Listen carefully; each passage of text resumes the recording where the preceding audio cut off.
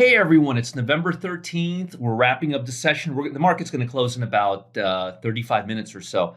So I hate to say I told you so, but I've been saying that quite a bit lately because I saw it coming a mile away. Again, this report just came out here. Wall Street Journal reports the snag centers on a request by U.S. negotiators that China commit to making specific purchases of U.S. farm goods amongst other demands.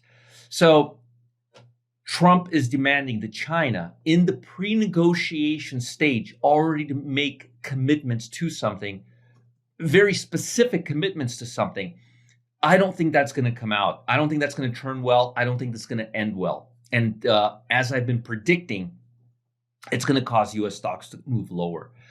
Let's look and see what the SPY is doing right now. The SPY tracks the S&P 500. We'll get a good little gauge here of what's going on here in a second. Let me just pull up the chart. And it hasn't done anything the entire day. The index is grossly overbought. I mean, grossly overbought at this point. The RSI, we've been overbought since beginning of this month.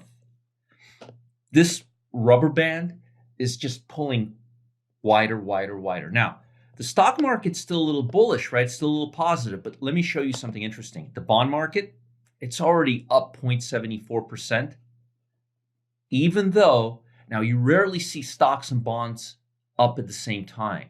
And this is telling me that defensive assets are beginning to react to the market or anticipate. Moreover, let me show you something eye-opening. I was just talking about this yesterday in our boot camp session. Pay attention to this. This is really good stuff. This is volatility. This is the VIX index.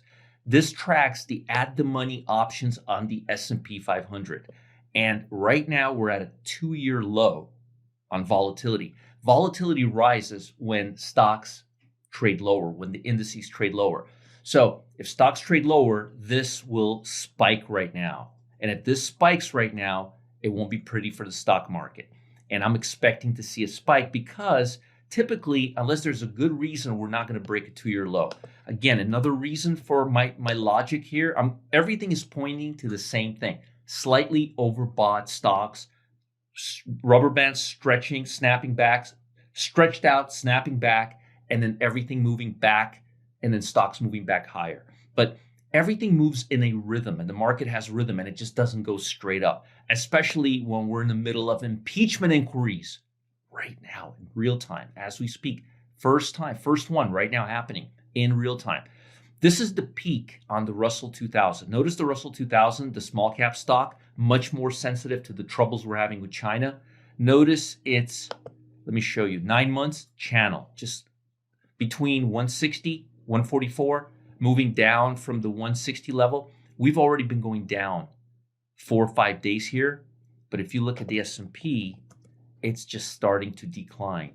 This is leading. This made the Russell made all-time highs more than a year ago. And if you notice right here, we're just starting to see a little downside on the S&P. So in my opinion, the S&P is going to follow the Russell a bit lower.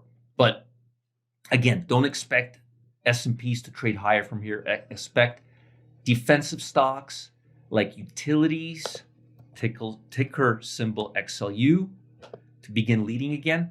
We're going to take a look at them right now. They are right now right at support and making higher highs. Notice the long-term trend is higher, the short-term trend is down, and we're right now at that nexus between the long and the short-term trend, coming off of oversold levels, and looks like we're going to come right to the 64, 65 level. So there should be a good upside here. So right now, here are my thoughts. Stay defensive, stick with utilities and defensive stocks. Another good suggestion right now is gold. Gold is going to rally because whenever stocks move down even slightly, gold and interest rates, gold bonds, not interest rates, gold bonds and currencies is where you want to focus. And you can buy gold with an ETF. You don't have to go into a commodity brokerage account. Folks, I expect the market to stumble a bit. Perhaps a 10% pullback before New Year's. Don't panic, nothing crazy, just a healthy correction before the start of the year. It's expected and it's normal. And that's the only way the markets can recover to go higher. Now, Why am I thinking this? There are several fundamental reasons why. But the most clear warning sign comes from the technical side. Listen, large caps are extremely overbought right now, as measured by the RSI.